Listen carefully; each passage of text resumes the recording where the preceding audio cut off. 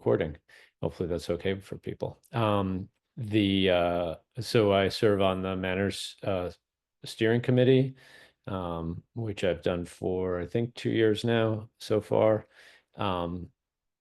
Something about that length. And the so we serve as on behalf of the elected on behalf of the MANRS members to help oversee the program, um, interact with the secretariat on different administrative issues and so forth. And we've got a number of folks from the secretariat also represented. Alejandro, who started us off and has been working on organizing these meetings, is with the secretariat, MANRS secretariat, and then there'll be some other folks speaking as well to us.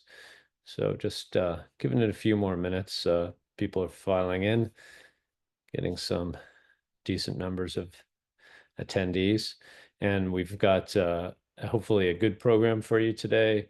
I guess we've had mostly 2 community meetings for a year. And since we draw from all over the world, we try and have 2 separate meetings at different times of the day so that people can join at in a time slot that's reasonable for them. I know a number of the people, at least in the secretariat, have joined both meetings, which are 12 hours apart. So appreciate their extra effort, and hope they're not getting too tired. And here we see the what the agenda is looking like that we have put together for you all. So let's see, we're getting to 3 minutes. If I can say something more. I know that there was a meeting earlier today, 12 hours ago, that Alejandro and some of the other secretariat people were part of. Heard good things there, good reports, which is nice to hear. The program was very similar. A few of the items may have been different if there were participants who could only make one and not the other. That includes me. I'm on the program speaking later on, but I was not at this morning's, which would have been 3 a.m. for me in the East Coast of the United States. So I preferred to sleep at that moment. Let's see. Just another couple of housekeeping things. We'll mention that the election for the new steering committee members, we have 3 open seats coming up, and all 3 of the existing members whose term was expiring decided to step away for various reasons, which is great. We also get a new crop of fresh people coming in, and if you are a MANRS member, you should have gotten an email within the last couple of days. The elections actually close in several hours from now. Tonight, what's the exact time, Alejandro? Oh, I let Andre, you made a calculation. I think we still have like 3 hours left. 5 hours. Oh, You know, 5 hours. five Okay, hours left though. that's good. So you can listen to the whole program and then switch over to the elections. But we do encourage everyone to vote for the new steering committee members. We've got a nice slate of 8 candidates for 3 open seats, as we mentioned. We use a ranked choice voting method, so you can vote for all the candidates, but just order 1, 2, 3, 4, 5 through 8, or in the order that you prefer them. Most preferred first, second, and so forth. So and then the election system will tally those all up and award the seats accordingly. So it's about 5 minutes after now, and hopefully everyone who is coming aboard is aboard.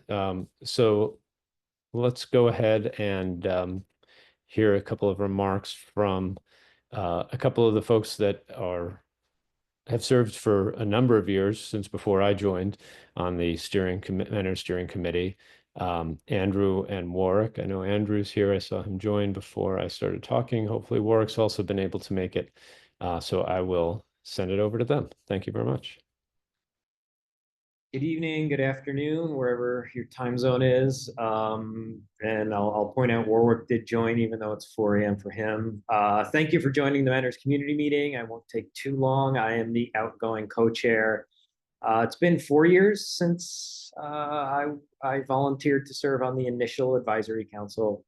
And I'll say thank you to the community for participating and making MANRS an active and growing and successful program. Thank you to my co-steering committee members for making it a valuable learning experience for me. And thank you to the secretariat, current and previous members who really do all the day-to-day work that makes the program work.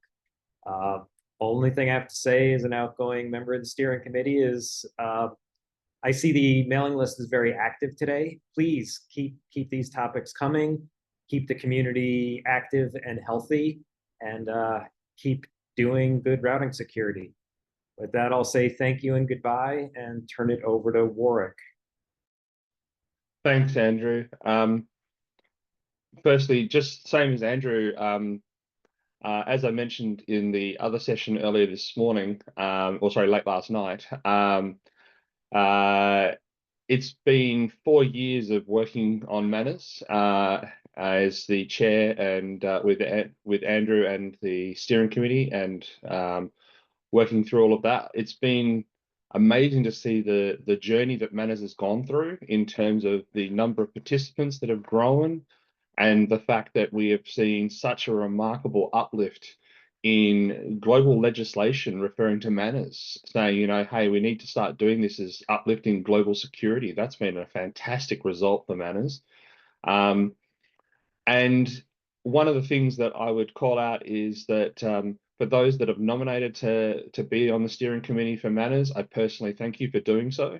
I think this is a really worthwhile endeavor, and I hope that you find your time here on the committee, should you be successful in 4 hours and so many minutes, a fantastic opportunity. And the final thing that I'll say is that this is an ongoing activity. It's not a just set and forget. This is something that has to be worked at. And as Andrew called out, you know, the conversations on the community mailing list is just the key.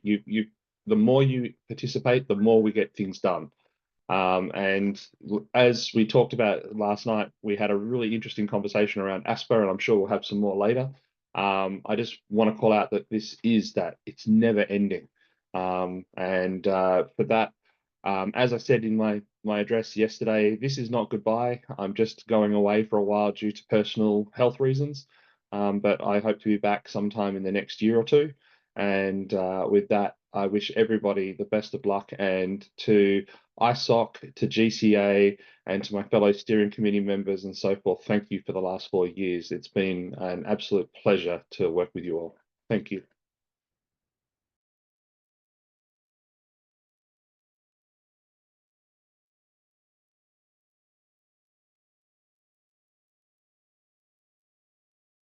Oops, go off mute. Thanks to both of you.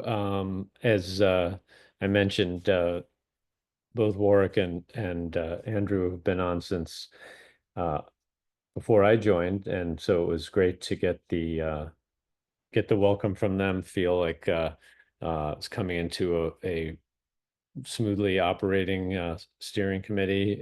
We've had some interesting times, shared some interesting times together, including the transition from Internet Society, or ISOC, serving as the secretariat for MANRS, over to a transition to GCA, or a Global Cyber Alliance, serving that function. Luckily, we've also had some continuity among a couple of the staff people, which has helped the overall mission continue smoothly. But wanted to extend my thanks and appreciation on a personal level. I've gotten to know you both better and consider you good friends and colleagues now. So even though Warwick, I don't know that we've ever been more than 12,000 miles from each other, or less than 12,000 miles from each other, but maybe we'll have a chance to meet soon. And that's also a wonderful thing about Manners is the global, truly global nature of the work we do. So let's see. The next item on the agenda, and anything else from either of you that you want to add? Because if not, I'll move on. All right. So the next thing on the agenda, I think, is some words from the folks in the secretariat. Is that right? Can you advance the slide? Okay.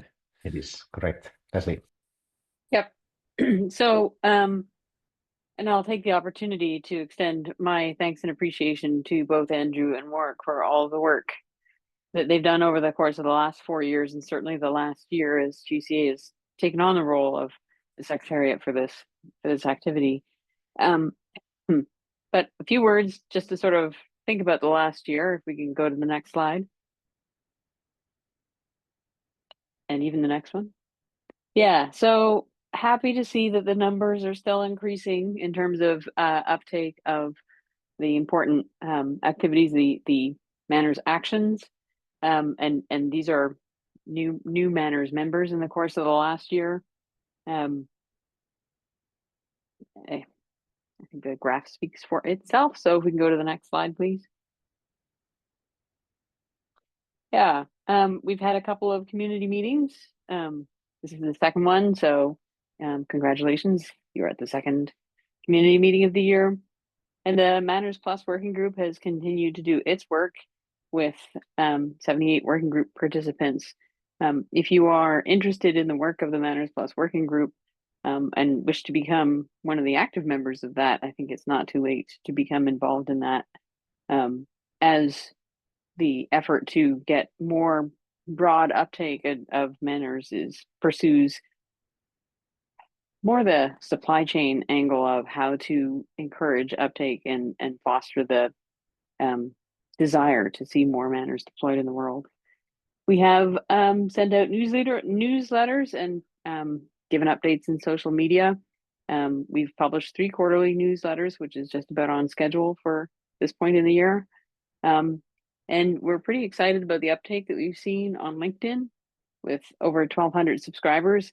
I mean, as Twitter has fallen into, well, whatever it's fallen into, I won't say anything in polite company. It's been hard to find a good social media platform to get words out to the public, but LinkedIn seems to be a reasonable choice, and I think we're not the only ones that have seen reasonable uptake and uptake there. So if you're not following the MANRS work on LinkedIn, please do. Next slide, please. Yeah, we did get on the road. We ourselves as GCA, as well as friends and family, to actually get the word out about MANRS and also meet up with various people around the globe. Happy to continue working with the folks at the Internet Society who have continued to share the word about MANRS, both in these meetings and also in more policy oriented efforts. Yeah, we're looking forward in 2025 to covering even more of the globe, not through our efforts particularly, but in supporting others. Next slide, please. Okay. Yep. In terms of MANRS readiness, yeah, there's increased regional outreach both in Asia Pacific as well as Latin America. We had a good meeting with folks at the LACNOG and LAC-IX meetings a few weeks ago. And of course, we've been watching what's going on in the US and beyond in terms of the regulatory activity that I think Warwick mentioned earlier. The US has published its own roadmap for routing security with several mentions of MANRS. And even the US Federal Communications Commission is noodling on how to actually put rules in place to improve routing security from their perspective. I think there are other people on this call who are more intimately involved in the work there, but it's again interesting to see MANRS referred to in regulation and proto-regulation, and trying to figure out how to make sure that the right thing is done globally, so we continue to have a consistent routing infrastructure and properly secured one globally. Next slide, please. Right, so behind the scenes, there's been some work done. I mean, these are some of the natural things involved in the transition from the Internet Society to GCA. We moved the website and the mailing list. Hopefully you didn't notice that. We updated some of the auditing process, just because we use different systems and have different eyes on. Transitioned the MANRS Observatory, including the code base. And one of the things that you may have noticed includes the update of integrating the roast tool into the MANRS Observatory itself. And then through all this, of course, we've been supporting the steering committee, including the elections, which was a learning process for us, I will say. And as already mentioned, still in process. You still have time to vote if you haven't had the opportunity. But we've been pretty happy with the participation so far, but would be delighted to see even more of you all participate. Next slide, please. Yeah, I mentioned the ROA stats is now integrated into the observatory itself. Yeah, we think that the moving of MANRS steering committee to a new Slack environment has been a positive thing, although I appreciate that there have been some bumps along the road, and maybe not all the steering committee feels quite so enthusiastic about it as we do, but hopefully that will be helpful going forward, since we now can retain history of the Slack discussions for longer than 90 days, for instance. Next slide, please. Yeah, I'm happy to take any questions, any other observations. Alejandro, was there anything else that you wanted to add that I glossed over too quickly? No, that's fine. I think vote if you haven't done yet. That's it. Yeah. All right. Thank you.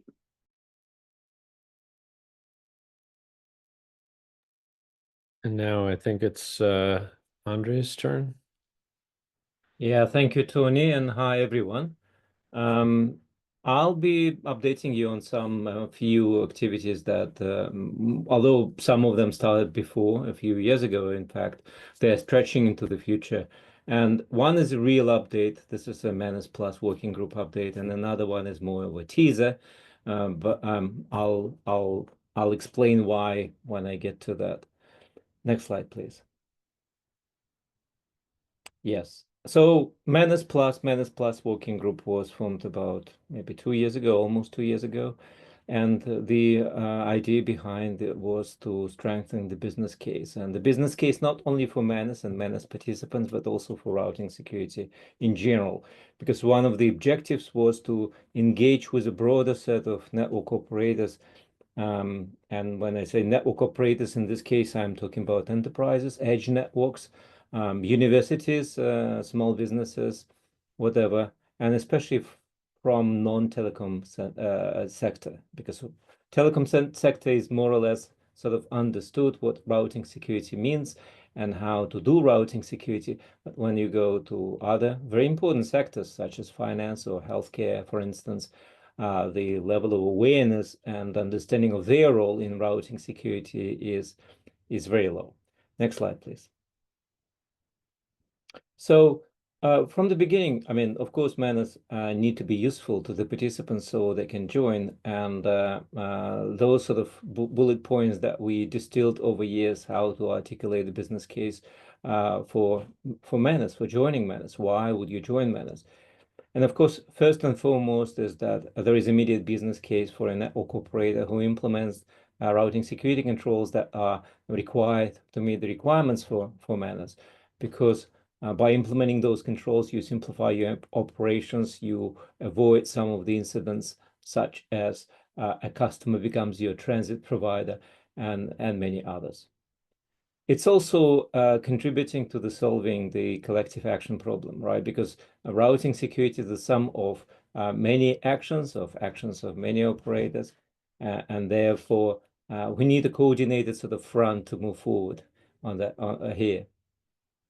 And from the beginning, we're thinking, well, it has to present a competitive advantage.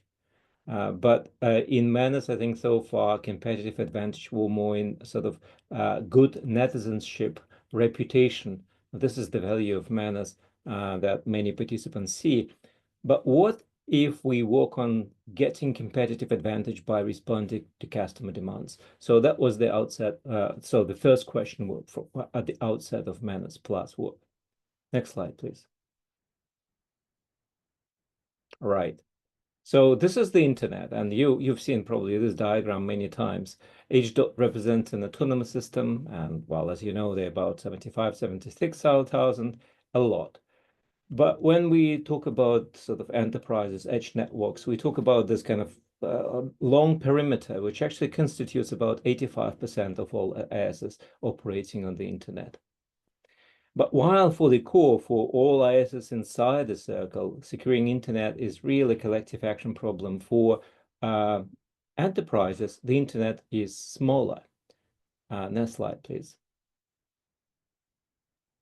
So if you look at enterprise, and enterprises are more and more connecting or storing their digital assets outside their perimeter, such as a cloud or a CDN, their connectivity to those assets includes maybe one, maybe two intermediaries. So the internet is much smaller for enterprises. And enterprises can, in fact, reduce risk of availability or security risks to the external assets by wisely choosing their connectivity provider. Next slide, please. So we looked at different scenarios, and this is not a very thorough, profound study, but we looked just to illustrate if our assumptions are correct. So, for instance, we looked at some of the financial sector enterprises, Australian banking, and looked at, well, potentially where they can store their digital assets, such as typical cloud providers. And what appears that if you remove DDoS mitigation providers, that the path between them and their digital assets is very short. It actually encounters only one, in most cases, intermediary. So indeed, if you choose this intermediary correctly, then your path to your digital assets is secure. And just to explain maybe the colors represent the readiness, MANRS readiness as ready, aspiring, and lagging. This is like an observatory. And the sectors, they denote the specific actions, MANRS actions you all very well know. Next slide, please. We also looked at business-to-business relationship. And here we looked at the automotive industry. On the left side, you can see major car manufacturers, and on the right side, they're global suppliers. And again, although the path is longer, but you can notice that if, for instance, car manufacturer selects a proper connectivity provider, and the same applies for their partners, then the whole path is again secure. So I think that proves the point that for enterprises, for this particular use case, the internet is much smaller than the global internet. Next slide. So if you look at this from this perspective, I mean, routing security is nothing less than supply chain security for enterprises. And this is a, I think, useful angle, because when you go into enterprises, and specifically to enterprises, as I said, outside the telecom sector, routing security means very little to them. Well, at most, it means that something happens in the wild and they have little role to play. But in most cases, there's just very little awareness of those risks and the problematic of routing security.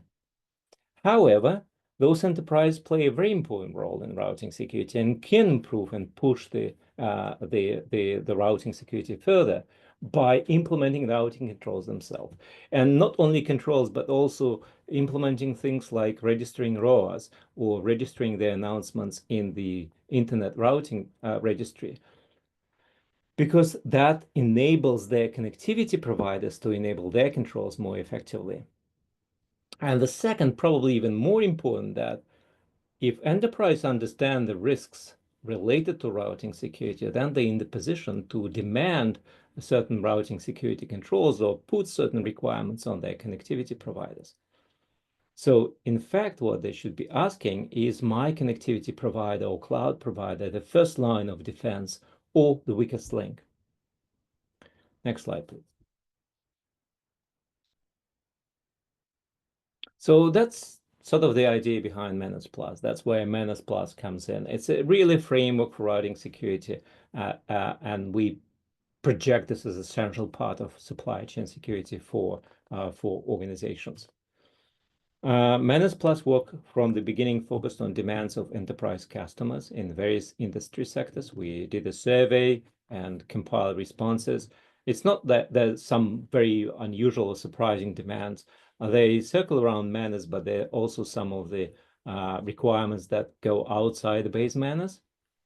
And also what is very important that, well, enterprises, well, professional, mature enterprise, they think in terms of their security organization and common infosec frameworks, right? So it is important that MANRS can be conditioned to be included or referenced from those, common infosec frameworks. So routing security becomes essential part, well, probably in the section of supply chain security, but essential part of the organization's security organization.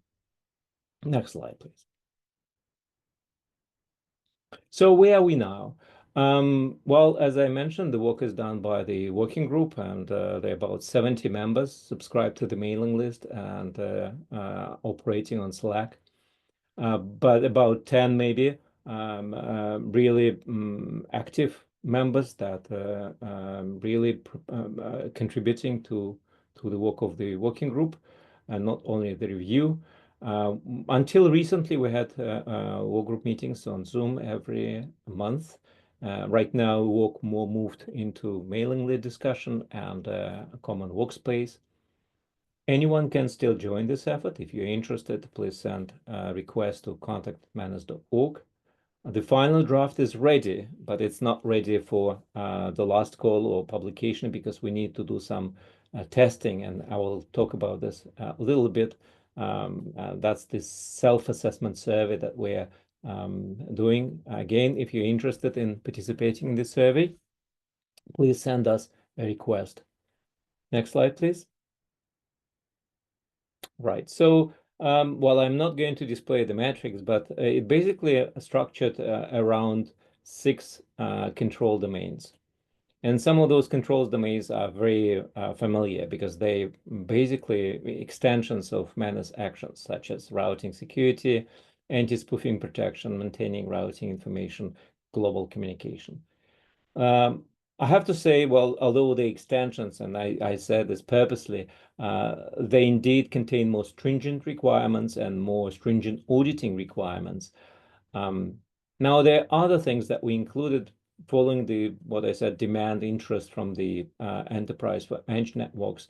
Of course, they're interested in DDoS attack mitigation and some of the security services. And here we're talking not about service offerings necessarily, but about capabilities that network has to implement those service offering if needed. Next slide, please.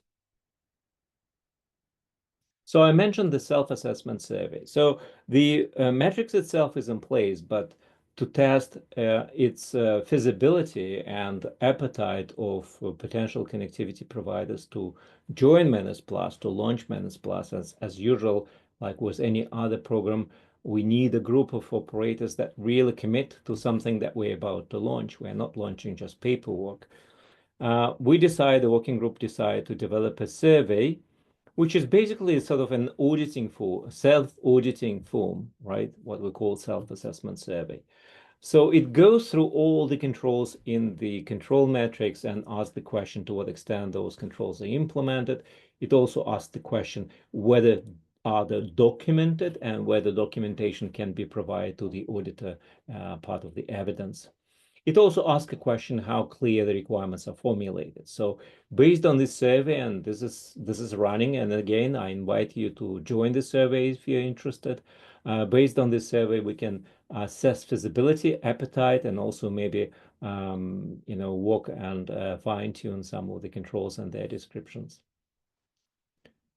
And of course, in the future, it can be used as the basis for the future application form. And you may notice that this application form is a bit more complex than the one you filled out when you were joining MANRS.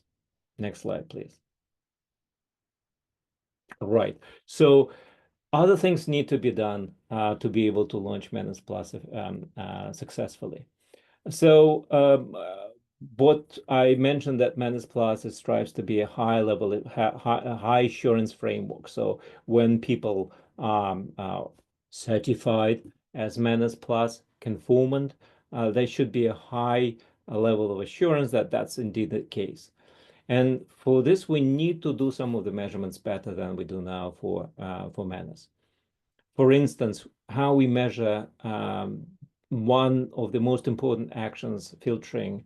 We measure this by using services such as GRIP, for instance, to measure potential suspicious events or incidents.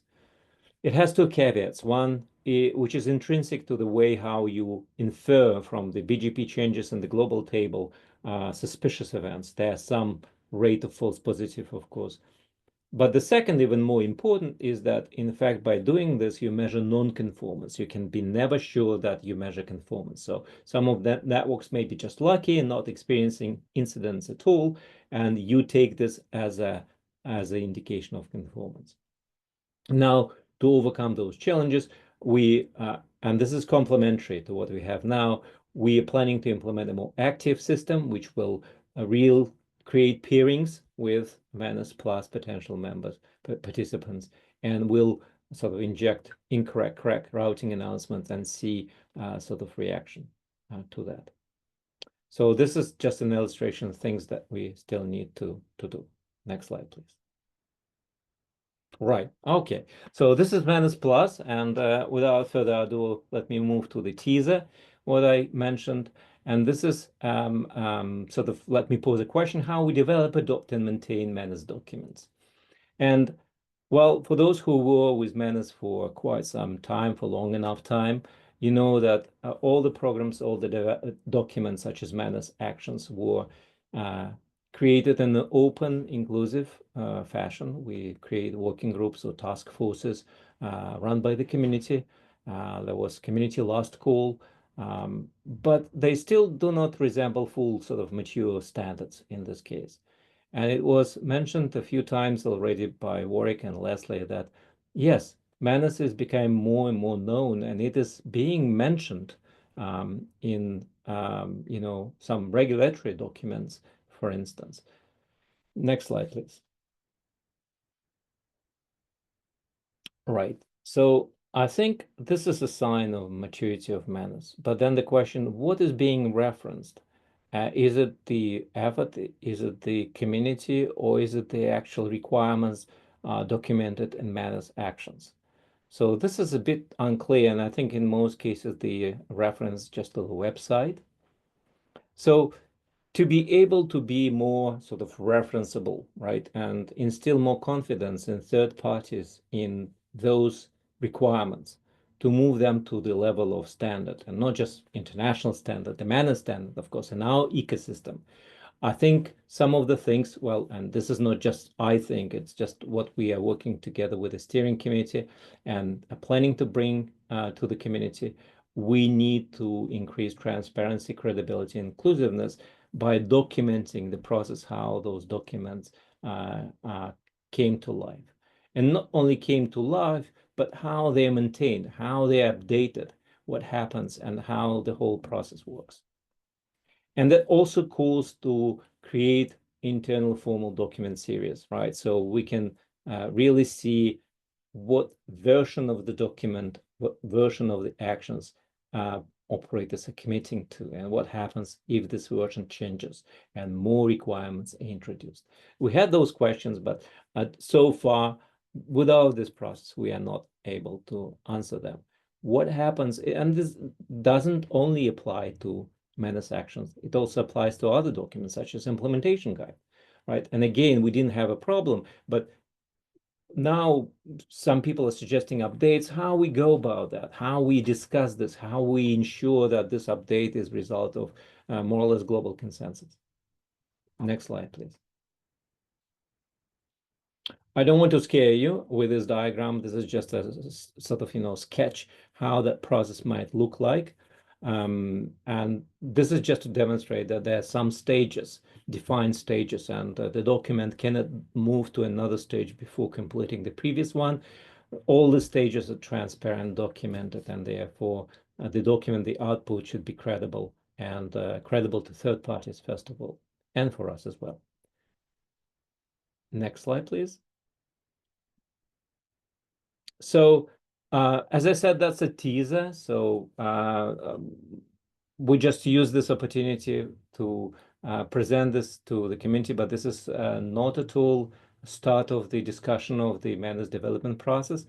First of all, we would like to set the context and publicize the rationale to sort of get more awareness and understanding where we're coming from, and then share the proposal of the MANRS development process with the community. And what could be better to discuss this proposal as to use the MANRS development process itself. So that will allow us to actually formally adopt the MANRS development process, but also debug the process on the way, sort of lessons learned from that exercise.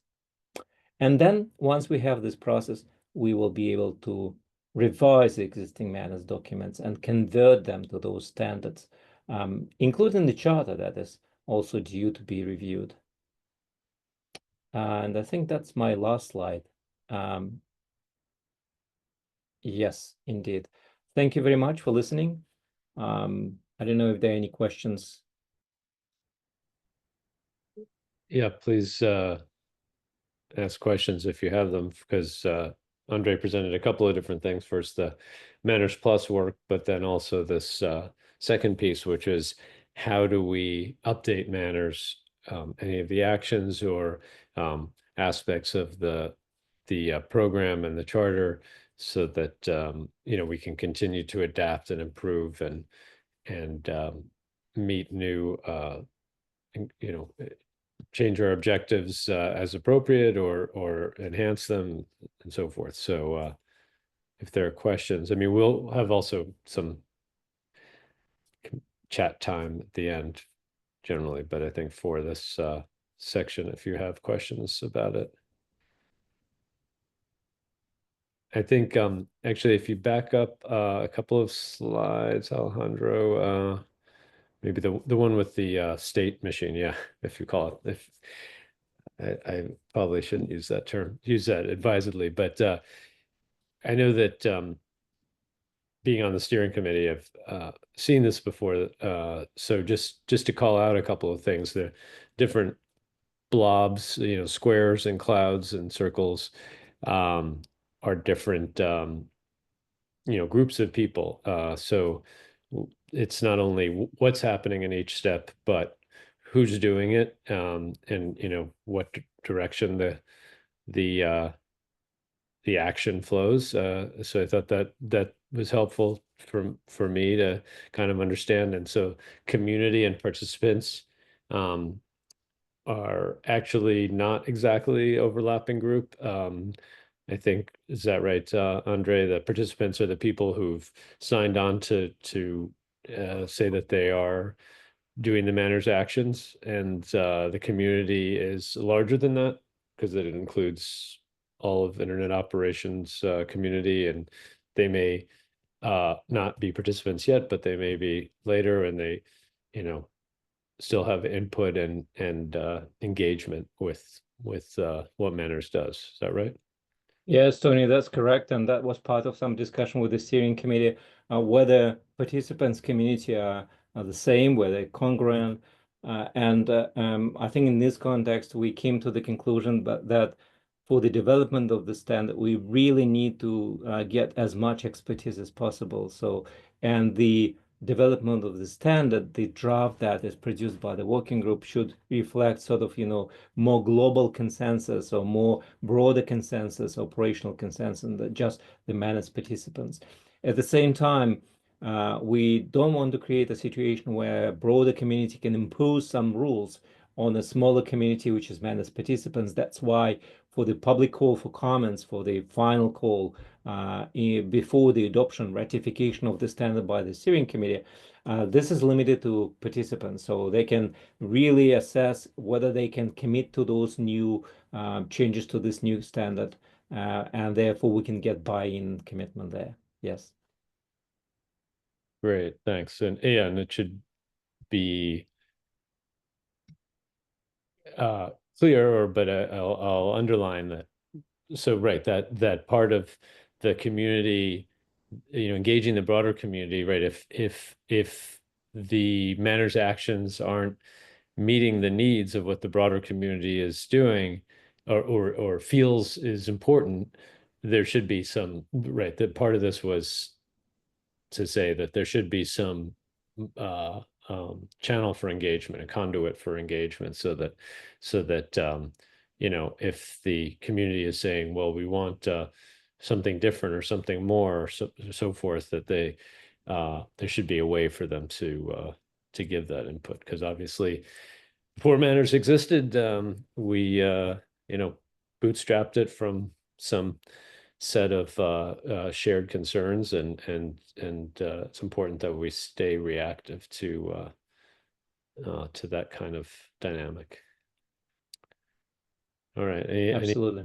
Thank you. questions come up from anyone else on the call just about these things? Because I think it's important, and we hope to make it comprehensible to people, because this is all part of good governance. We'd like to think that everyone's engaged in what's happening, that the MANRS program isn't just kind of a point in time checkbox thing, but an ongoing engagement, and a forum for community action, collective action, and consensus. Yeah, and just to be clear that for the discussion, there will be much more comprehensive diagram. This is just a sketch for this presentation, but for the discussion, we'll bring a proper proposal and a proper state machine, the diagram, so with times as well, to be discussed. Yeah. Okay. All right, so let's move to the next part of our program, which has a few different presentations, and can't remember what's yep. Okay, first one, Nicholas, and he's also serves on the steering committee with me, but I'll let Nicholas introduce himself and his presentation.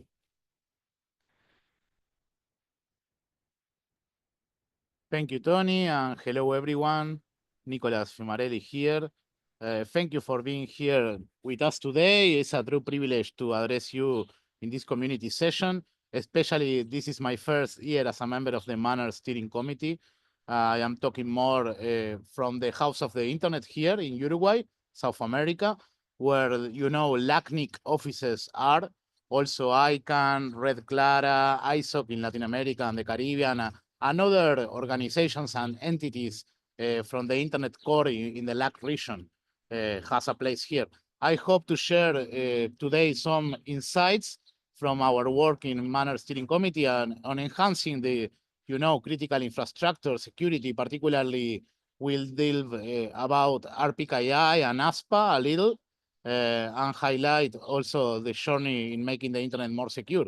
One of the most critical and crucial tools in our security toolkit for saying is the resource public key infrastructure, RPKI. As a refresher, RPKI provides a way to cryptographically verify IP prefixes, right? Ensuring that each IP block is announced by an authorized autonomous system, AS. This is significant because, it addresses this fundamental weakness in the broader gateway protocol, which lacks internet security to, the inherent security to verify route origins, that at the end is some called route origin authorization, this tool. But, through RPKI, the owners of the IP addresses can create route origin authorization, ROAS, on their regional registry, or depending if you are in the LACNIC region, APNIC, RIPE NCC, AFNIC, or ARIN, or sometimes you have RPKI repository in the NIRS, right, in the National Internet Registries, as in the case for the NIC Brazil, or that they have the RPKI delegated mode for all the members. These objects, the ROAS, are digitally signed statements, basically indicating which AES is permitted to announce specific prefixes. Nicholas, it's Tony. Did you have a presentation? Because I have I know I'm presenting later and I have a deck, but it wasn't incorporated in the overall one that Alejandro has. I don't know if you were presenting something, or I mean, if you have slides, or you're just going to speak. No, I don't have slides this Okay. time, but No problem. That's good. No, because Carry on that. Just wanted to make sure. just yes, to talk and also technically. for the rest of Yes. speakers, if you have slides, you can share screens, so you can get them ready and just let me know, and I will give you permission. So I can. So please go ahead, Nicolas. Sorry.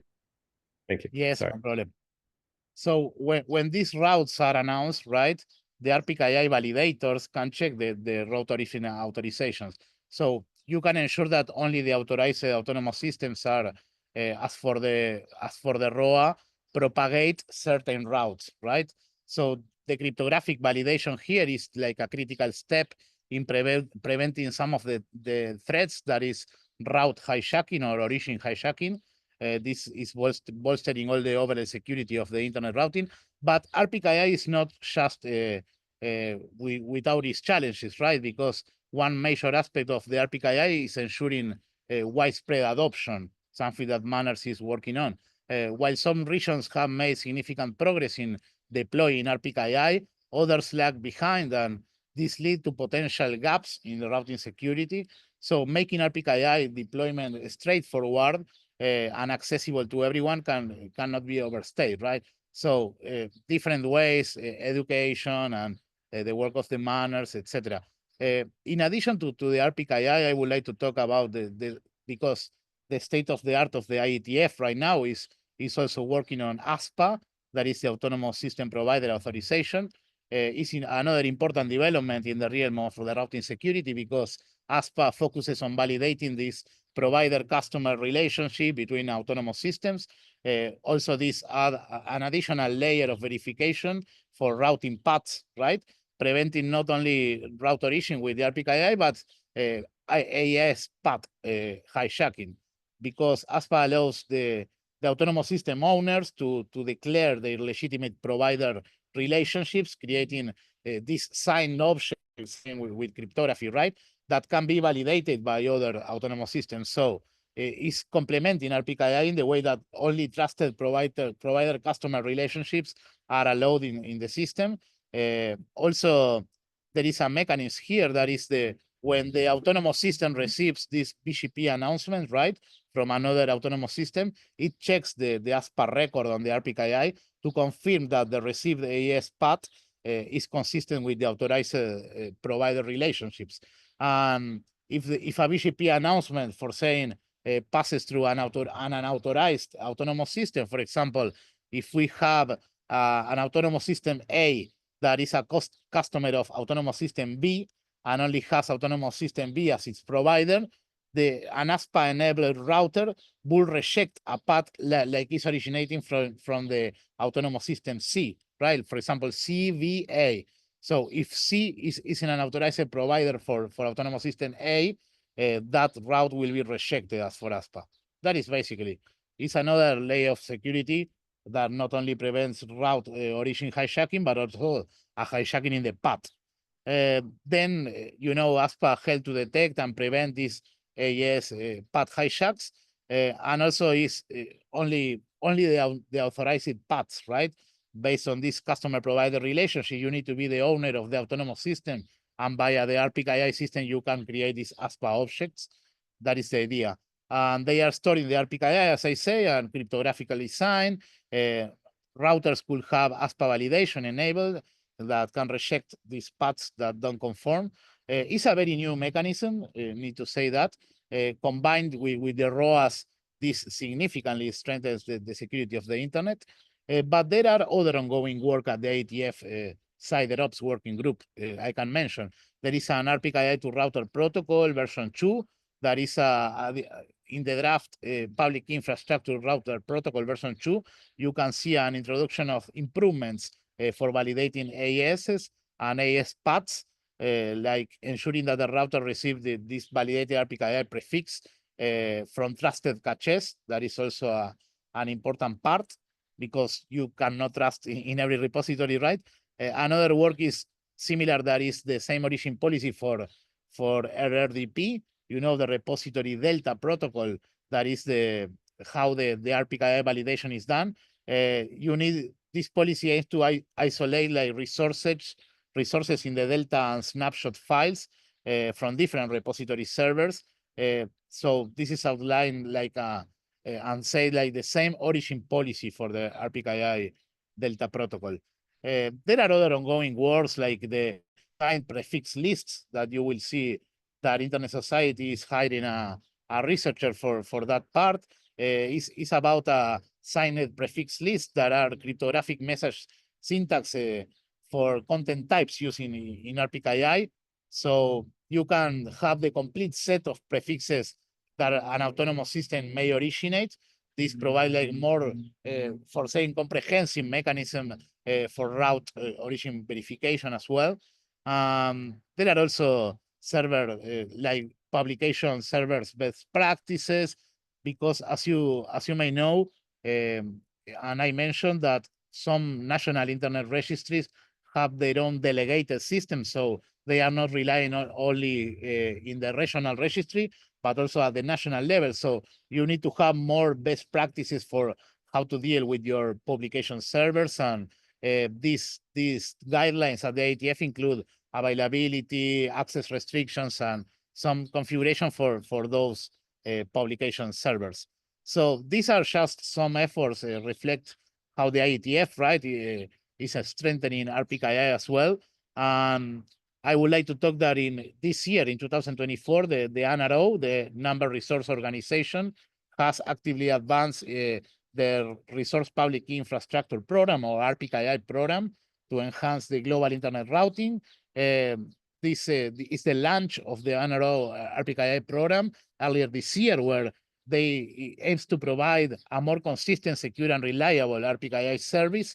The idea is to remove barriers faced by, network operators managing RPKI objects across different or multiple regional internet registries, because each of the regional registry, internet registry, has their own system for updating your ROAS and the RPKI. So the program focuses on understanding like community expectations for a possible unified global RPKI system, and also to improve like the robustness and security of the RPKI implementations in each of the RIR.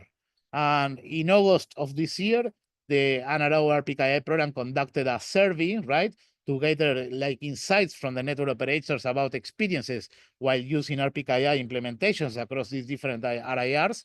And the goal, and my colleague Sofia from APNIC is in charge of that, and her goal was to identify inconsistencies hindering RPKI adoption. That is something important, because if you have some bugs or you have different ways from creating these ROAS, this could hinder the adoption, right? And maybe we can define characteristics of this possible single global RPKI system.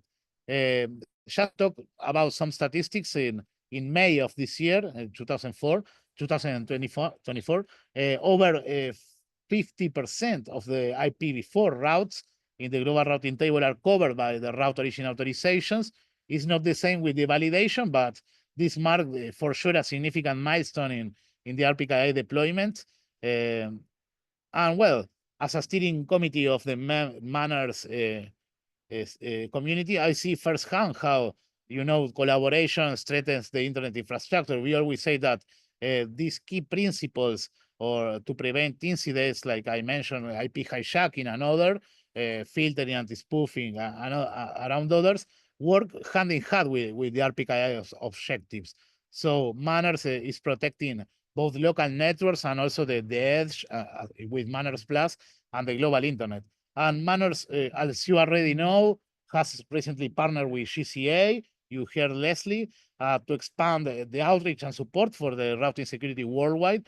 And yes, it's a partnership that in my case, in my personal case, is like exemplifying how this global collaboration can drive like adoption of essential standards to be more accessible and effective as well. And I would like to also mention that last week, I had the honor to participate in the IGF in Japan. You know, IGF stands for the Internet Governance Forum. I was in a panel about quantum key distribution, RPKI, and also IoT security. And the discussions were really nice because they extended this beyond like just routing. We dived into how all the stakeholders, you know, from the network operator to the policymakers as well. As Android mentioned, manners is being mentioned in policies, and policies play a role in fortifying our internet infrastructure. So we need to recognize that these technologies like RPKI, ASPA, etc., while crucial, are only a part of the picture, right?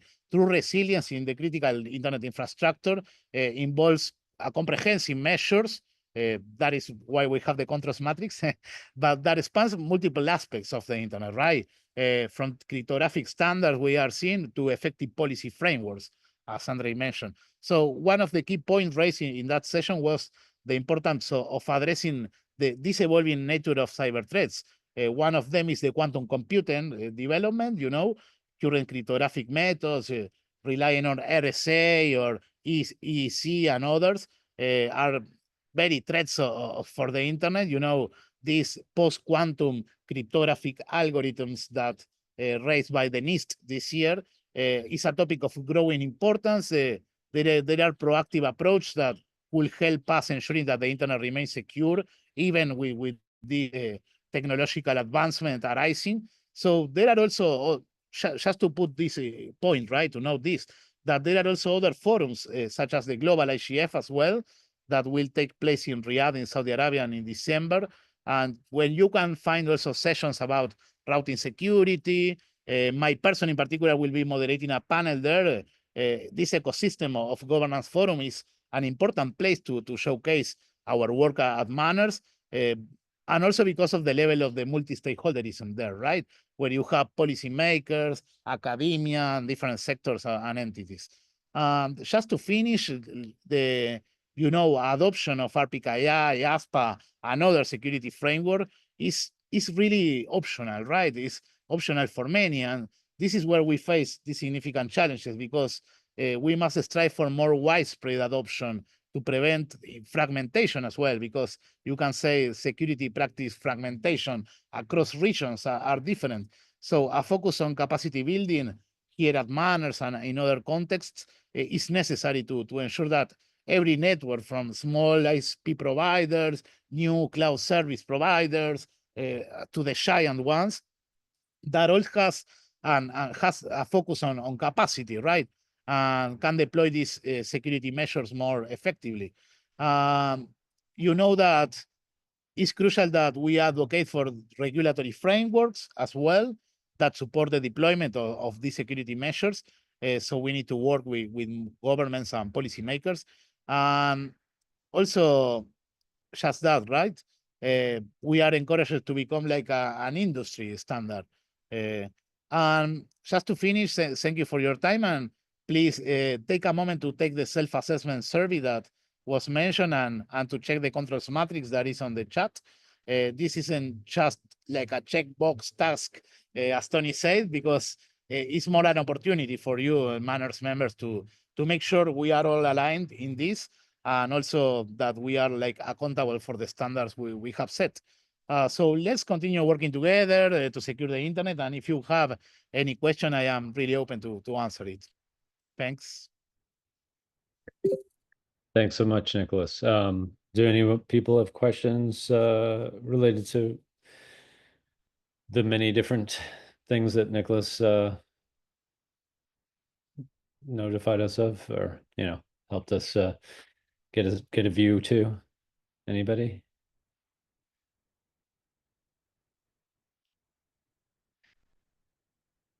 Okay.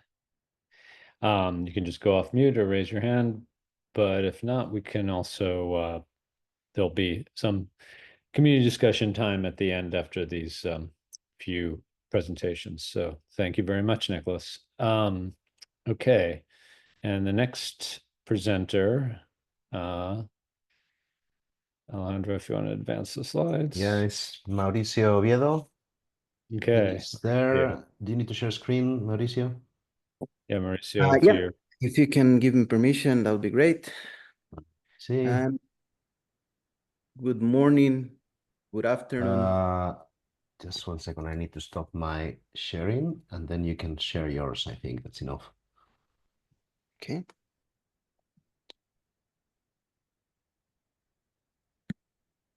Let me know when I can do that. Yeah, it's ready. I'm not sharing anymore. Right.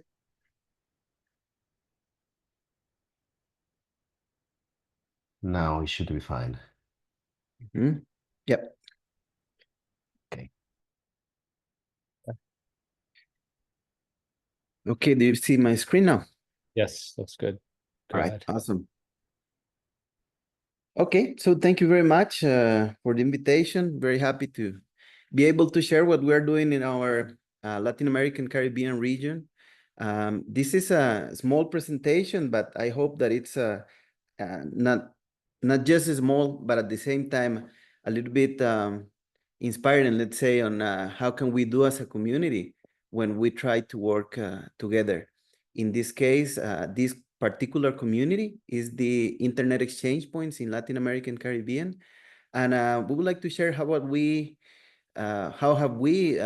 built on the top of projects, ideas, and a lot of communication between the members, a very interesting framework to be able to work with MANRS, or especially a mindset, let's say, that we have tried to share with the different members, and that is giving very good results. So just a little bit of story, history. If you don't know too much about LAC-IX, basically we are the association of IXPs in our region, Latin American Caribbean. Started in 2012, basically, and we organize different activities. For example, LAC Peering Forum in our region is done once a year. We also organize other technical meetings, especially focus on tech community.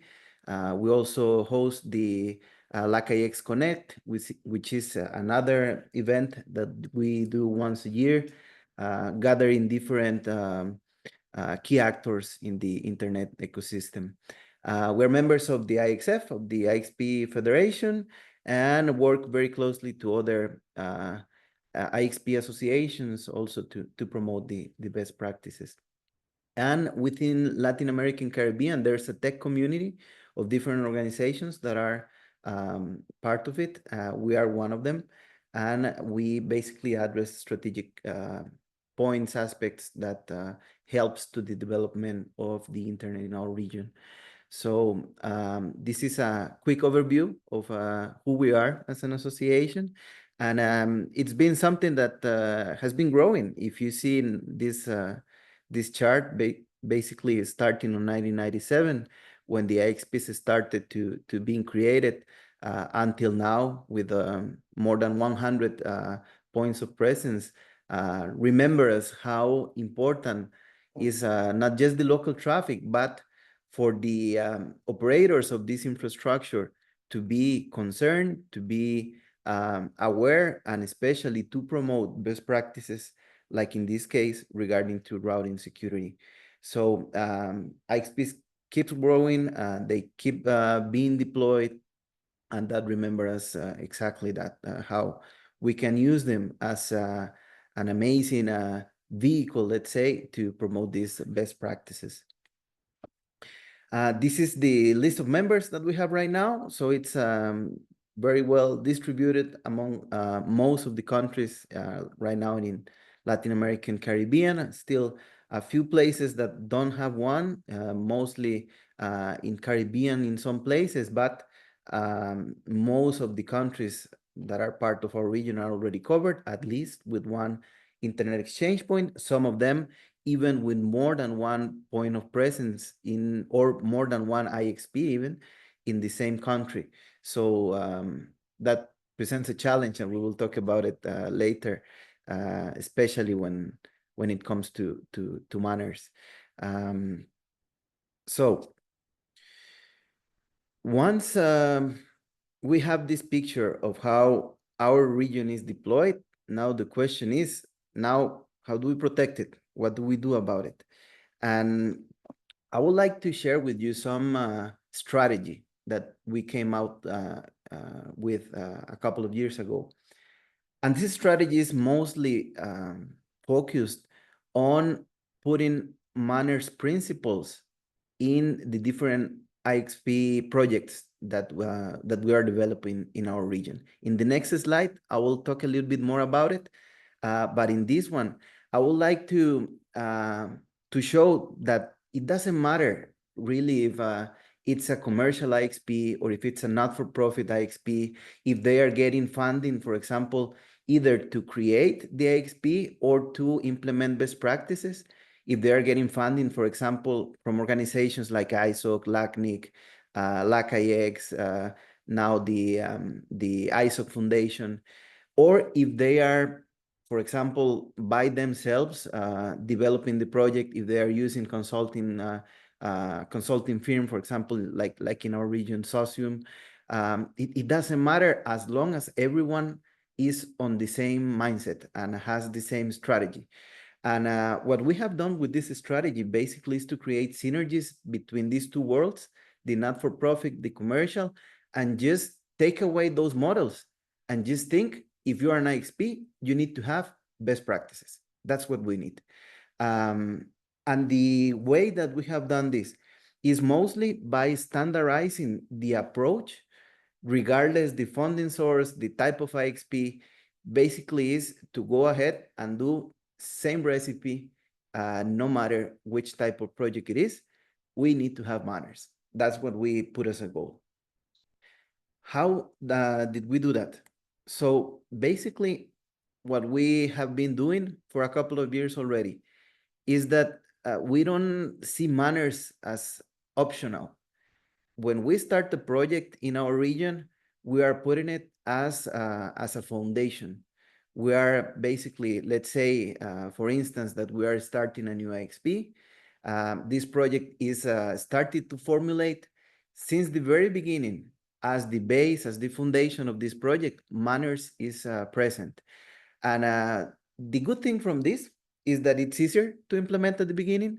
If we use the example of a newly created IXP or IXP that is in process of being created, it's much easier just to start with this strong base, this strong foundation of security, than to add it in the future. For example, with our PKI, will be much easier just since the beginning that they have as part of their operational startup of new members to check how is their RPKI, how are their ROAS, if they can, for example, if they need help with that since the very beginning, just as an operational step, same as connecting a cable, same as configuring a BGP session to go ahead and check, for example, these requirements. So the point has been, if there's a new project, let's put MANRS as a foundation since the very beginning.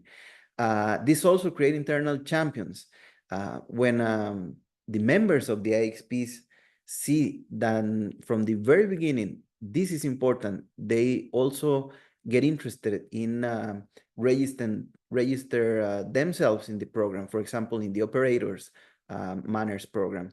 And at the same time, the staff from the IXPs, what they do is to get this mindset since the very beginning of how important it is to pay attention to routing security. So at the end, it's a kind of a culture, yeah, that it's established since day one on their operations, part of the trainings that they receive, part of the startup help for the new ones. And also, there has been cases where there are some IXPs that were already up and running, but they had not implemented MANRS yet. Project came, different ways of going through these projects with funding, external or not, but at the end, with the MANRS as a goal, and at the end of the process, they finish being part of the program. So this basically makes it as a normal, natural, organic way of working with MANRS, because it's part of their very beginning, and that's what we are trying to promote as much as possible within the IXP community in our region. This has also helped us to create kind of recipes, let's say. It's very well documented implementations across the diverse IXPs with similar tools, with similar approach, with similar, let's say, focus on the different actions for the MANRS IXP program. Once deployments start, they are very well standardized. It's much easier not to start to do a mix and match of things that we don't know, but to use what the community has been testing and proven that it's tools that will give an advantage edge, let's say, within their operation, that are already prepared for MANRS. For example, for many IXPs that are starting using tools like IXP Manager has been super useful to be compliant with the different actions that are required for them. This has made the MANRS registration process much easier. At the end, we all know already what's required, how to do it, how to prove it, and this helps a lot on the process. Again, kind of creating recipes and being able to deploy them more easily. And as part of the community, we have focused a lot as well on documenting and teaching these different processes. We have had traditional audiences. Of course, IXP operators is our main ISPs, which are their main members as well. But we have also had some audiences that goes beyond that. Very interesting. For example, recent training for the banking sector in Bolivia was one. We have been able also to make some meetings with executive management that are organized by the IXPs. And that for me is quite interesting, because at the end, it's not just their members. Many of the IXPs only has internet service providers. Some of them has also universities, but mostly ISPs.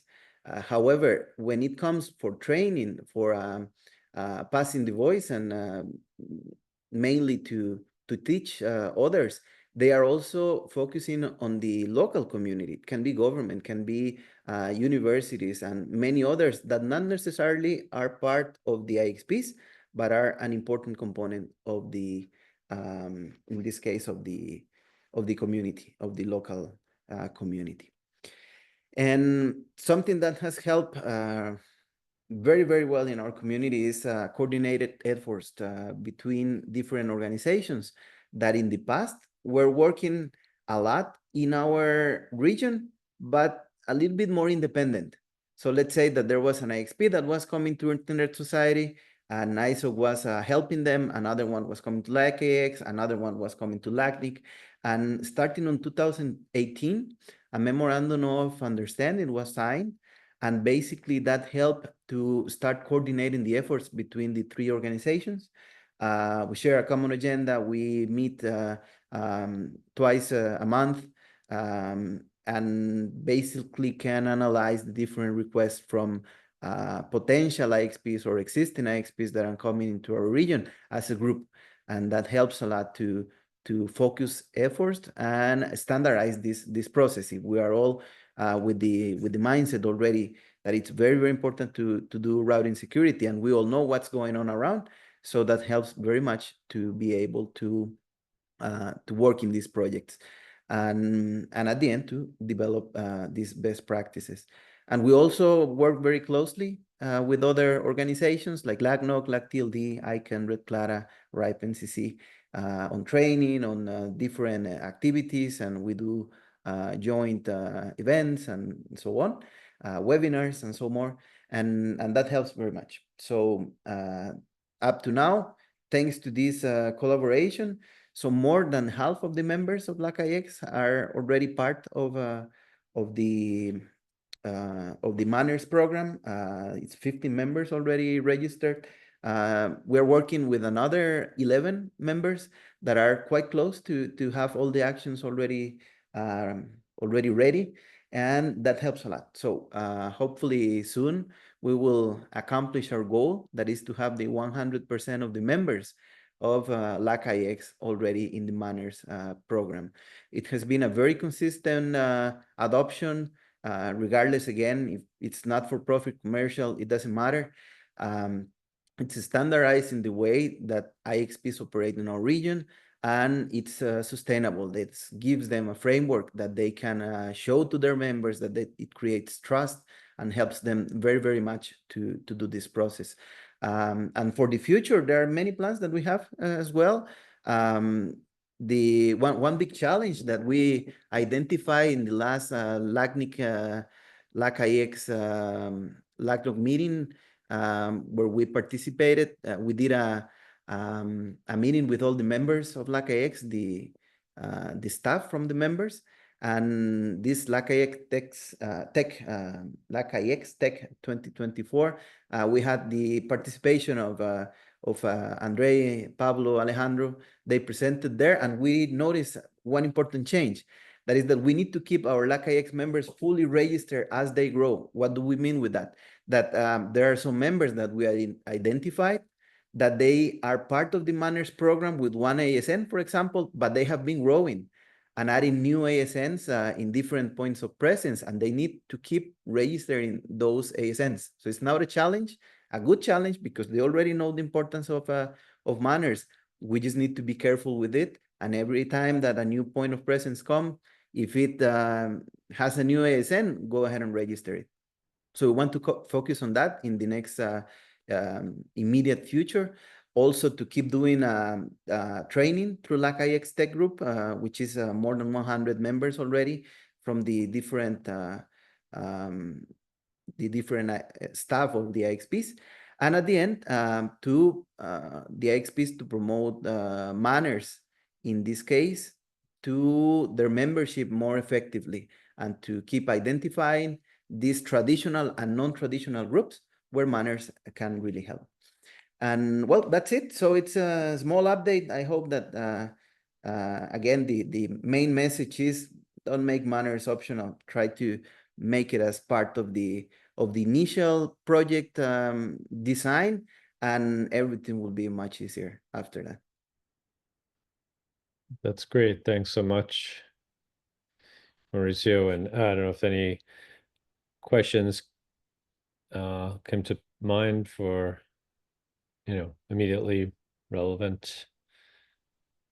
It's good to see that, it can be a way to enhance the request for proposal, or that kind of vetting process, qualification process, that people are implementing it as a consensus framework, That's nice to see.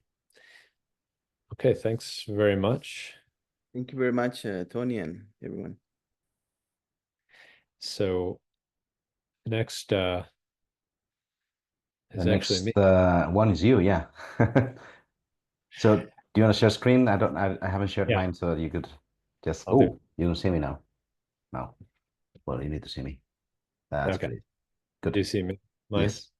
Yes.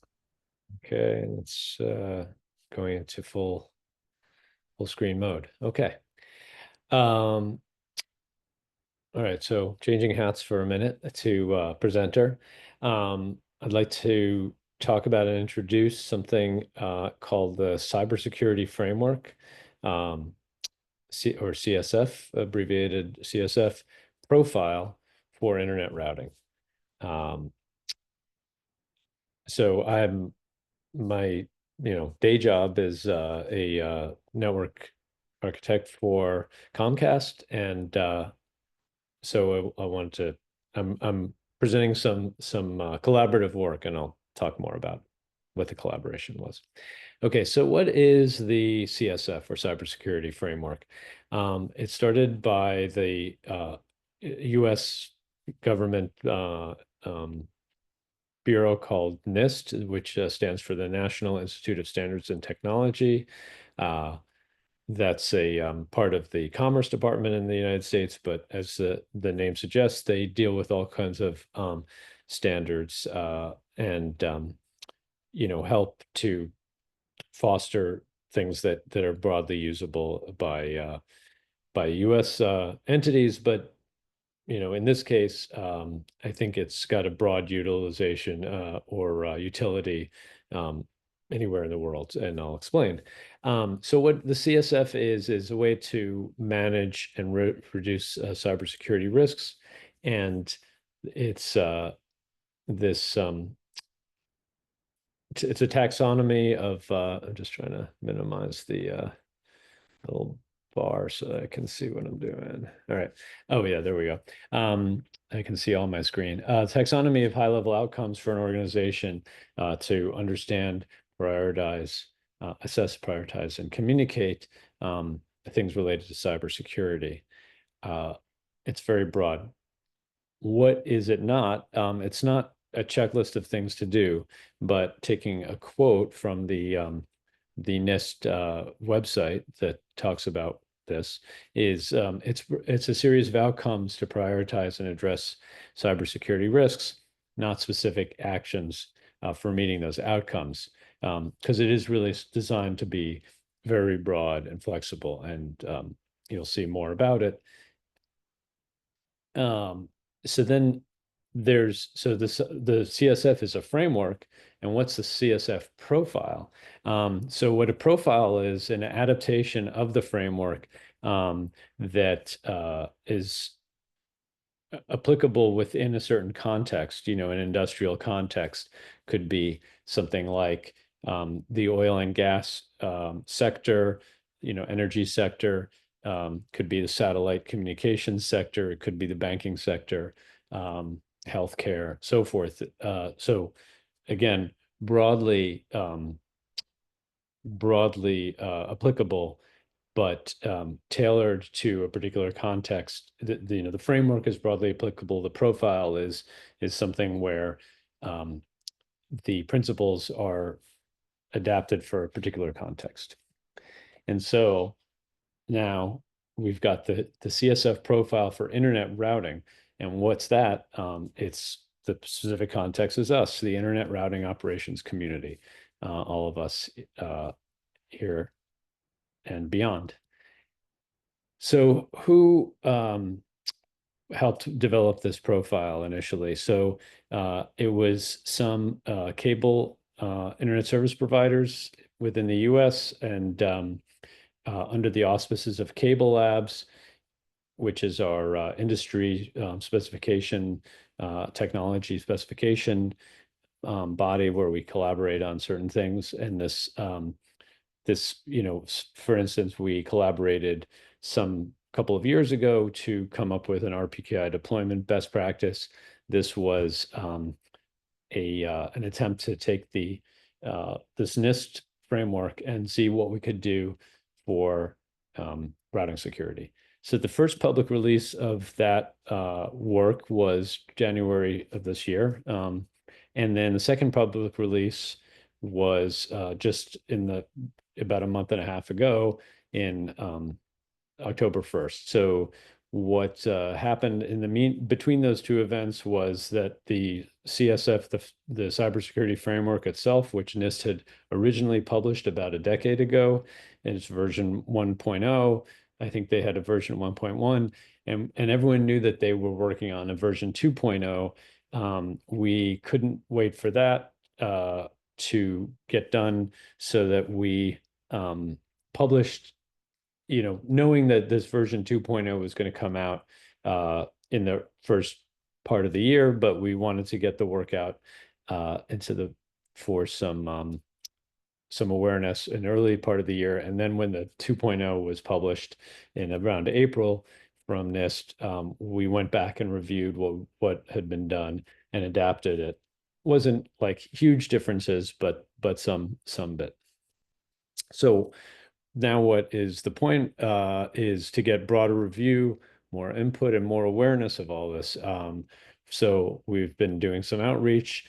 MOG is the mobile messaging and malware anti-abuse working group. Sorry, is that the right abbreviation?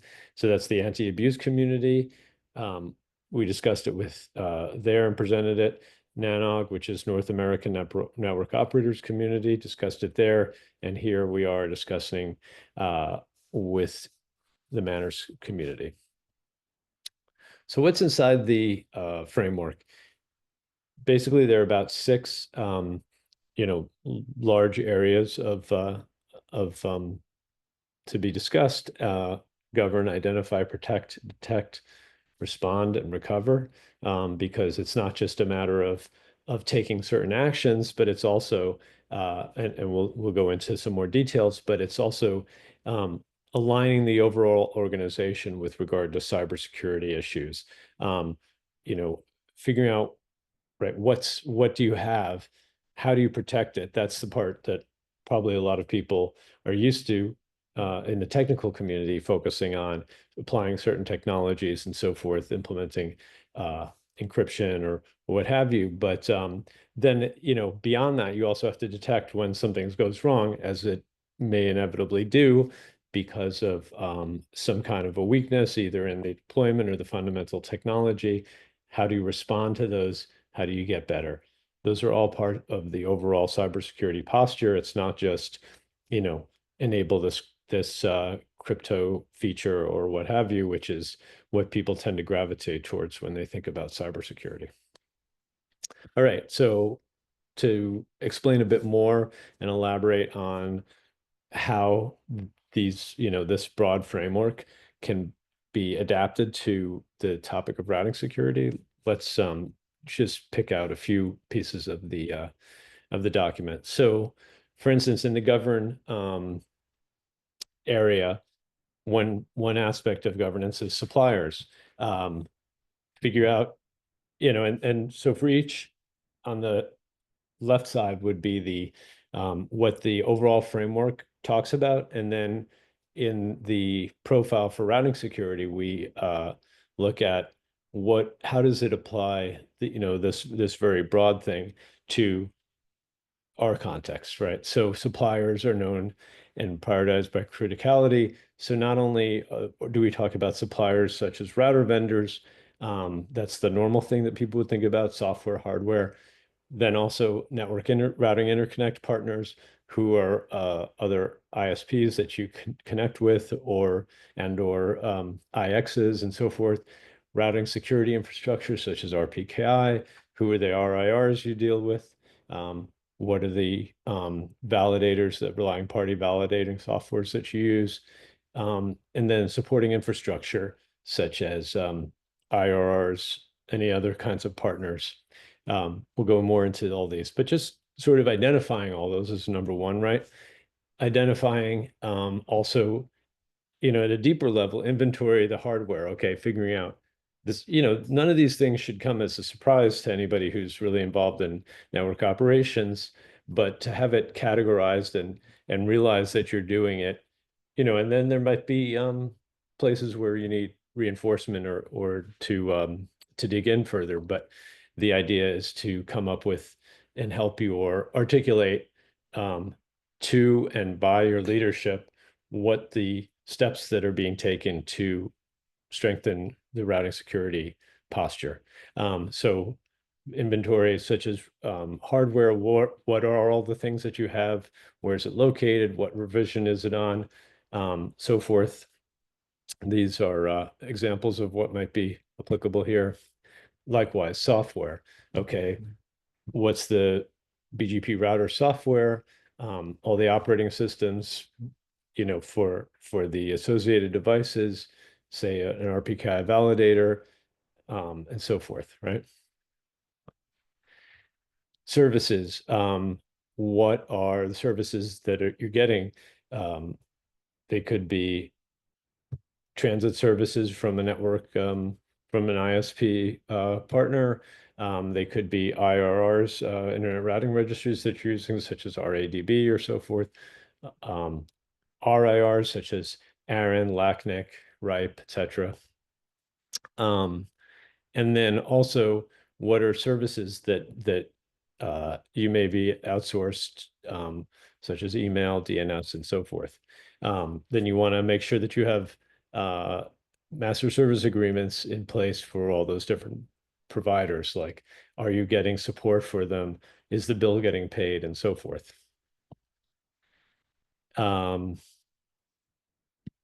Okay, so identity management. Again, shouldn't come as any surprise, but you want to make sure that you understand who are all the people who have access to make changes on the network as it relates to internet routing. How do you manage those credentials and identities as people join and leave the organization, or they change roles, so forth, and that there's an ongoing auditing process so that that's kept up to date.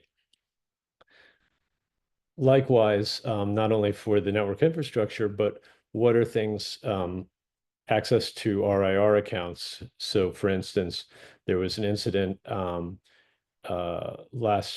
don't remember, was it last year, earlier this year or last year, where a mobile provider, Orange Telecom in Spain, I believe, had their credentials for their RIPE portal, customer portal, compromised, and someone was able to log in on their behalf and create a bunch of ROAs that were contrary to the BGP routing information and caused a service outage for them.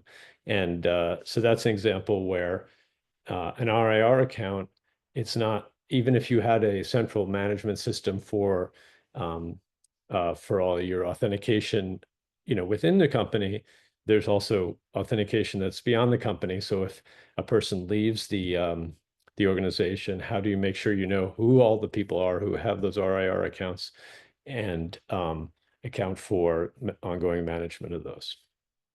That's an example, right? Access management. So this could be more on the physical side of things, like who has access to the facilities at a physical level, who has access to credential stores, and this kind of thing. Incident management. When something happens, what's the plan for recovering from it? But basically handling the incident, recovering, especially if it compromises your fundamental communication.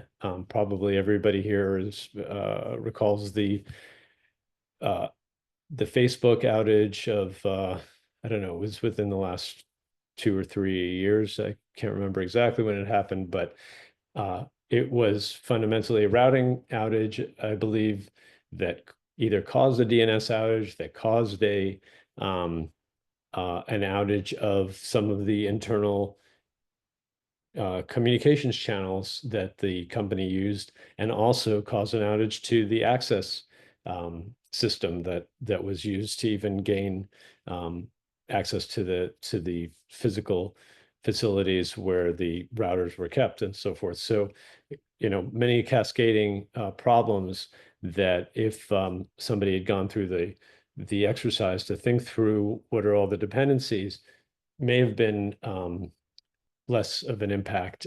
So these are the kind of things that we all have to think about, right? So what's next? Broader review, more input. Recently, this profile has, as I said, it's been published, but it's actually been added to the shared community profiles page on the NIST website, and that's great for the visibility of it, but we need to get the word out, obviously, to the broader community. And I've got a link here to the Cable Labs website that has a blog post that also has links to all the relevant places on NIST, and it has a link to the document itself.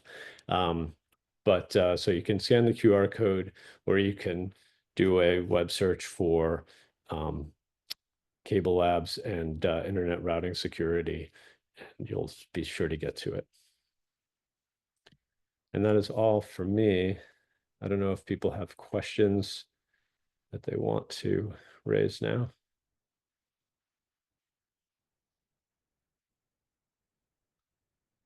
Okay, and if not, putting my hat back on of session moderator, I will hand it over to Liliana from Georgia Tech. Ileana, right? Yeah, thank you. Yeah. Ileana, not Liliana, sorry, Ileana. And I think do you have a slide deck too? I can't remember if it's included in Yeah, I do. Let me see it. Okay. So you should be able to see it now.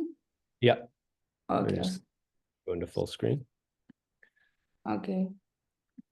How do you pronounce your last name? Okay, it's hard. Xigu. Sigu. Xigu, Okay. yeah. Close enough. Yeah. Okay. You still see the slides, right? Yes. Awesome. All right. So So carry on. hello everyone. My name is Ileana Xigu, and I'm a third-year PhD student at Georgia Tech, working with Professor Testart and Professor Dainotti. And I'm honored to be presenting to you here today about trends in internet routing security. Okay, so first I'm going to start with a question for you. So what do we really know about routing incidents? And by routing incidents, I mean both actual malicious hijacks, but also misconfiguration mistakes, such as fat figuring and prefix. In both cases, such an event can end up causing major financial losses, or impacting users' privacy, and at a higher scale, they can also threaten public security.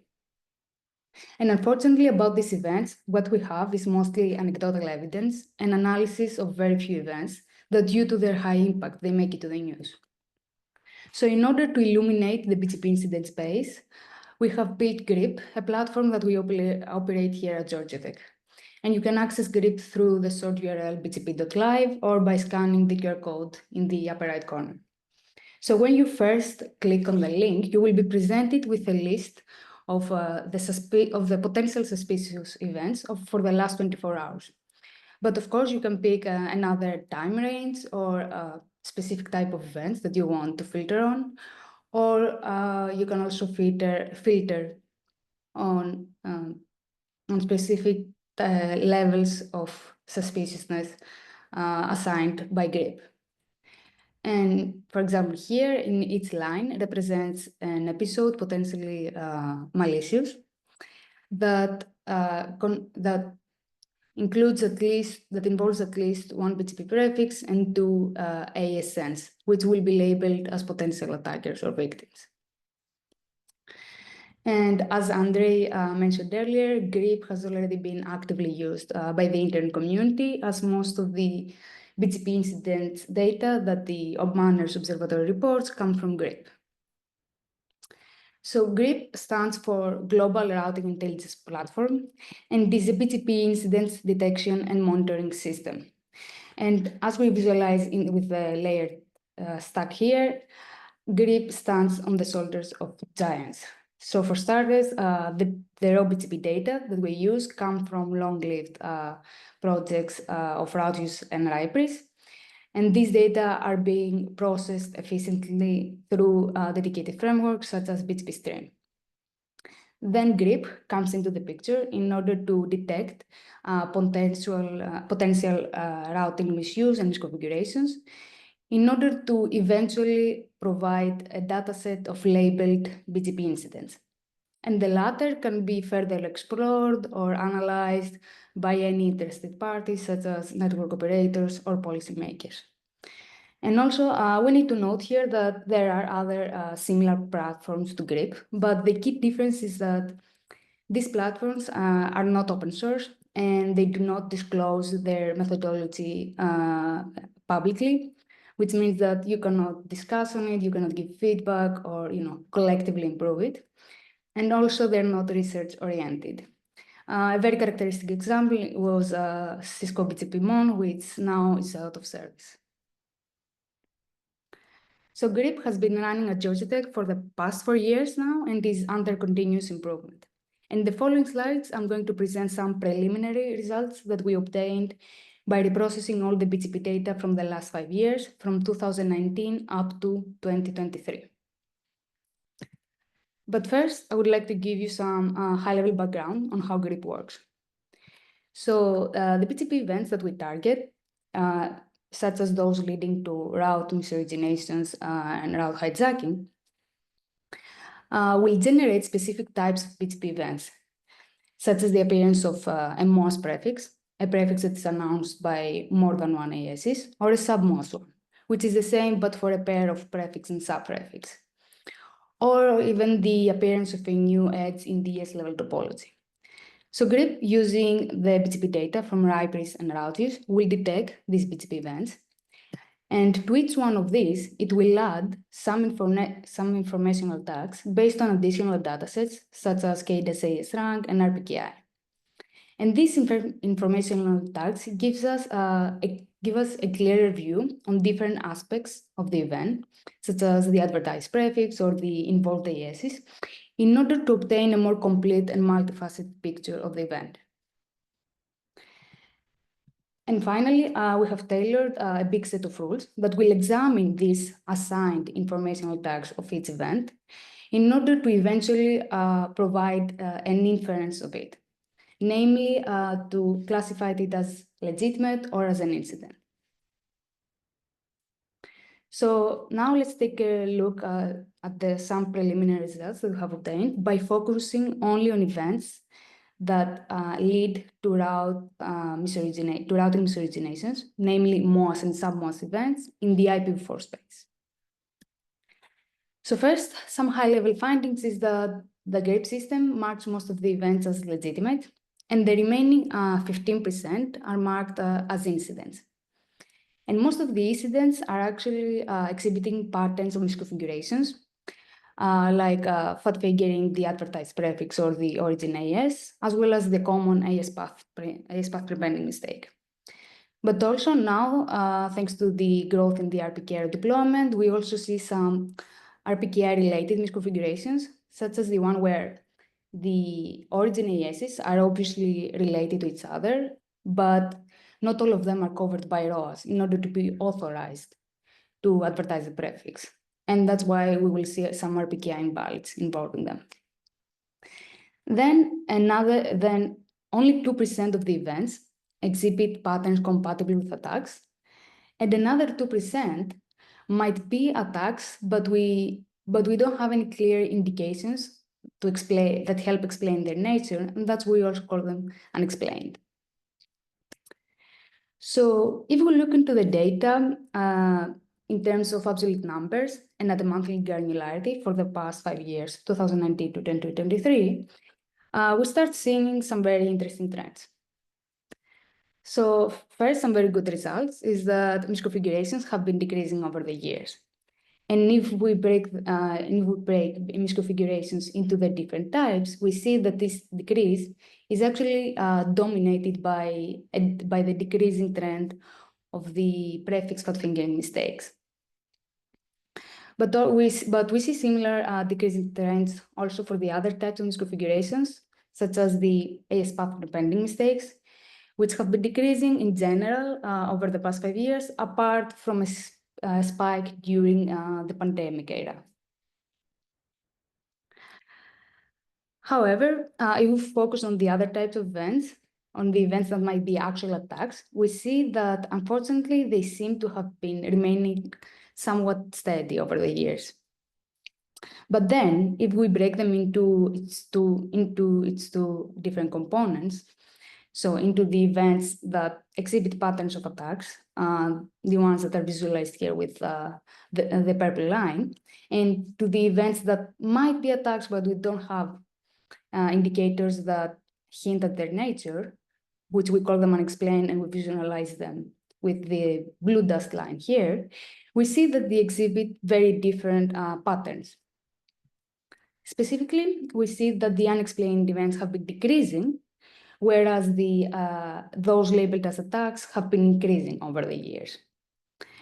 So these hints that probably, events that would usually fall into the bucket of unexplained have started gradually falling into the attack bucket. So we wondered what the reason behind this inversion of behaviors could be. And we found that it was actually largely due to RPKI invalids. And indeed, here with the red line, we visualize the growth in the RPKI raw deployment over the years. So we speculate that this increase in the RPKI raw deployment actually correlates with the inversion of behaviors that we saw in the previous slide, because RPKI help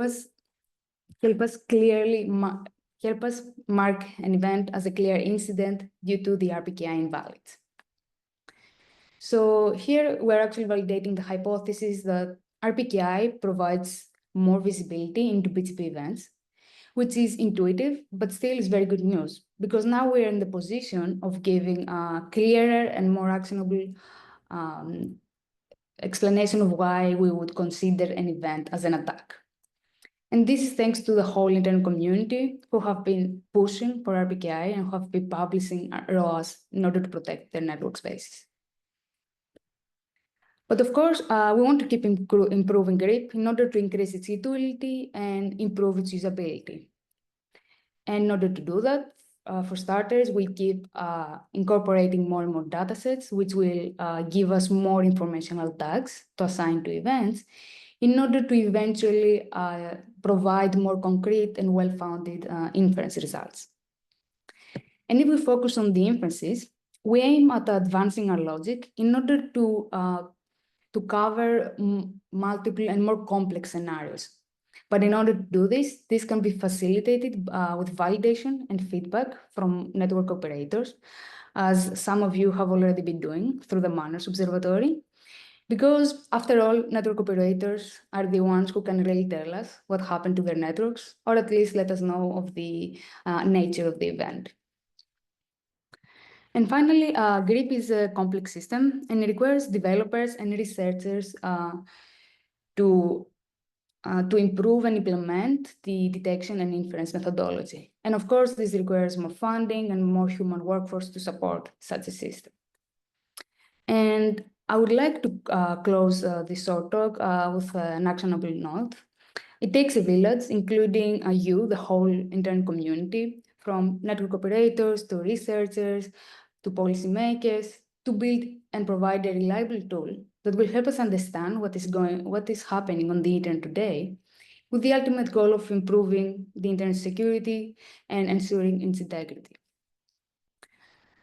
So, yeah, thank you so much for your attention.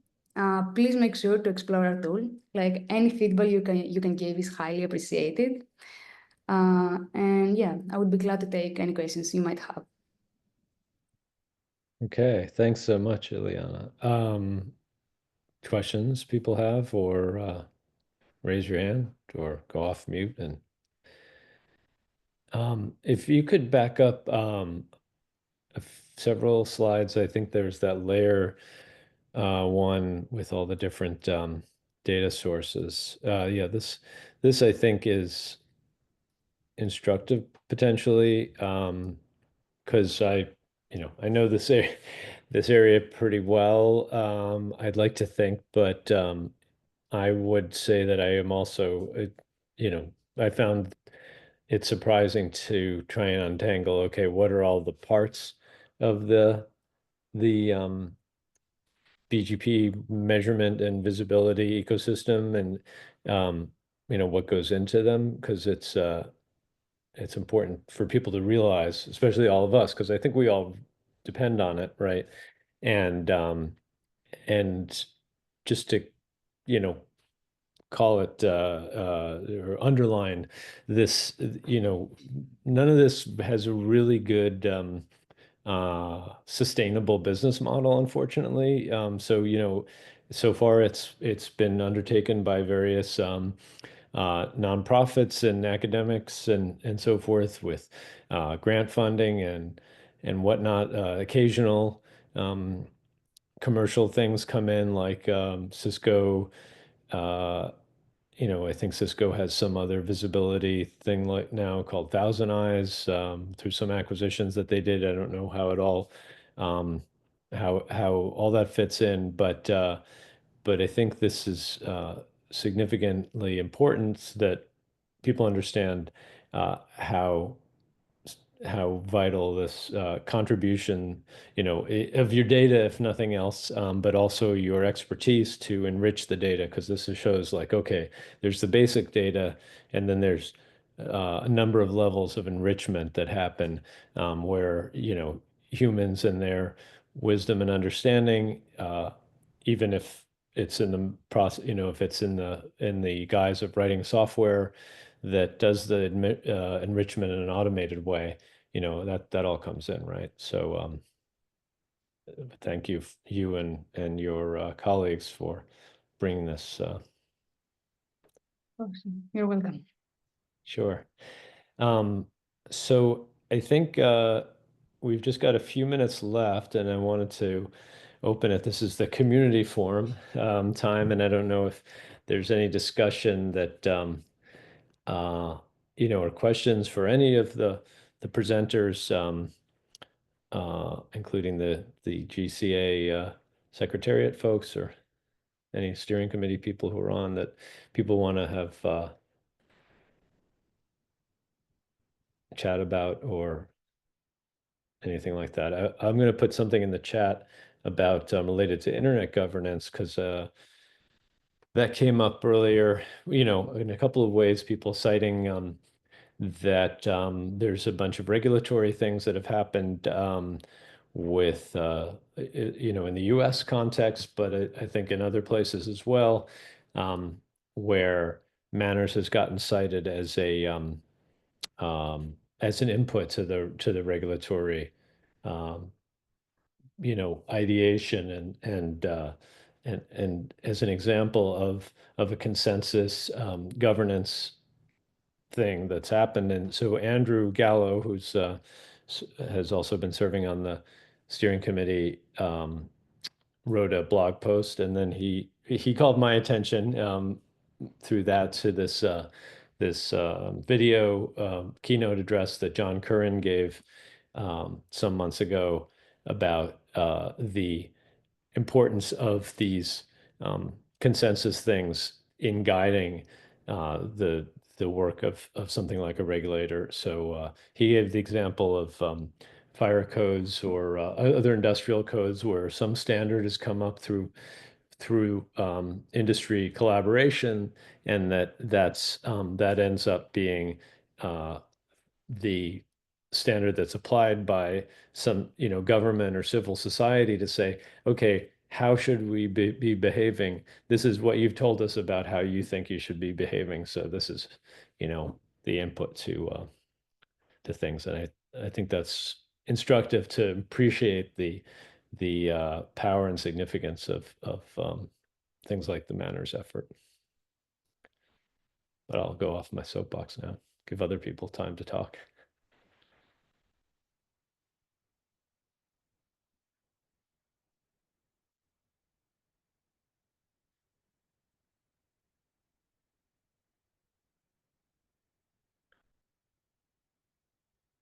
All right, well, another thing I would just note that today, I don't know, hopefully everyone here is on the MANRS community mailing list, but there has been, the activity on that has ticked up today, which, I mean, it's usually extremely quiet.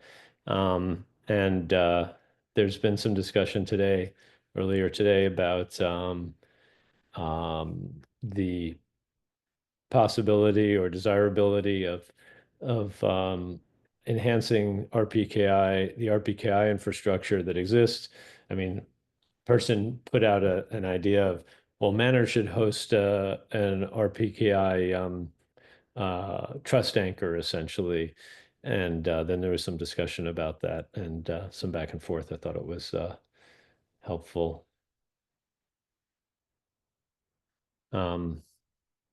I don't know. Oh, Leslie's got her hand up. You're so polite.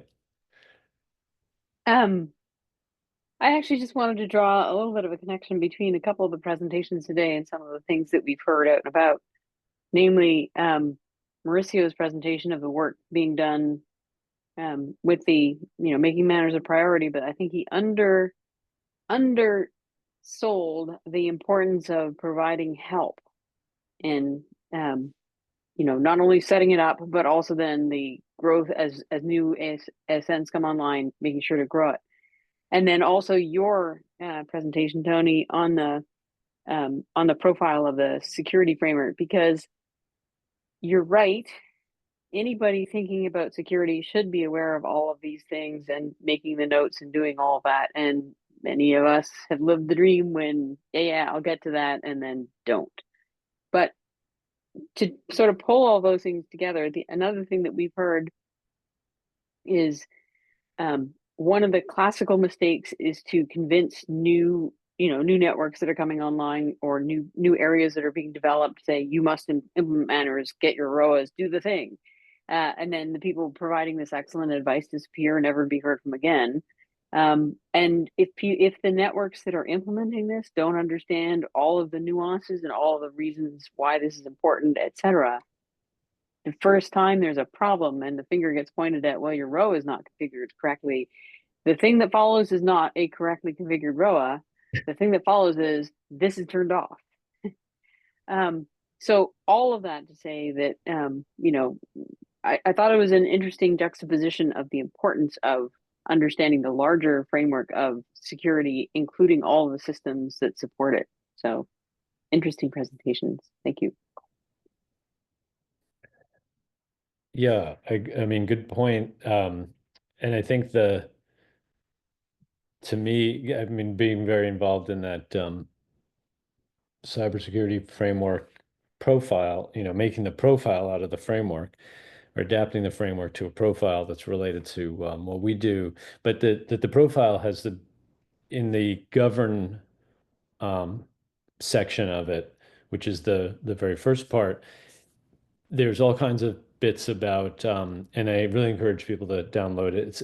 It might be a little bit dry or come across as a little bit dry. Maybe we'll think of a way to give like a user-friendly gloss on parts. But at any rate, the govern part talks about like ensure that your organization has, kind of top to bottom articulated commitment to these, to the principles of cybersecurity. Like, yes, we think it's important. We think it's important to our mission or business or what have you for these reasons. And so that right, when something, you know, there might be a little perturbance in the path that you can say, okay, well, here's what we're steering toward, and we want to keep on that path, not just like back off like, oh, no, we didn't think that was a good idea after all. Okay, well, for the reasons that you mentioned, Leslie, I think that's those can be helpful. So to get the buy-in, from your broader colleagues. And get the support from the community around you. Absolutely. Right.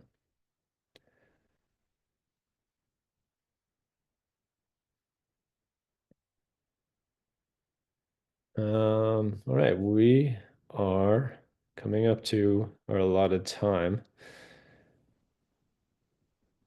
Anything else for people want to bring up in the last minutes? And I know probably at least a few of the GCA people have been at it for 12 to 14 hours. I mean, maybe with some meal and bathroom breaks or a little nap in between, hopefully. But we appreciate you and everything that people have been doing, including also to people from Asia Pac who might be joining very early in the morning or the middle of the night. So it's been a good session, and appreciate you. And Alejandro, anything else to conclude us?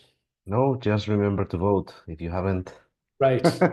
We Now still have, scans. I don't know how many hours, 2 hours? Yeah, maybe 2 hours. It time. doesn't take very long, but there's a very good system, and it's ranked choice. So just rank most preferred to, you know, on through the roster. You don't have to vote for more than one person, but you can vote for as many as people as there are, which I think is 8. Their biographies are listed there. I'm sure you can do Google search or look at LinkedIn or something if you want to find out more things. And then the votes will be tallied, and we will continue with more excellent manners governance. Thank I you wanted all. to say thanks for chairing the session, Tony. Oh, cheers. Happy to. All right. Au revoir. Everybody, I will close this very soon, stop the recording, and thank you, everybody. Okay. See you Bye-bye. soon. See you in the next one.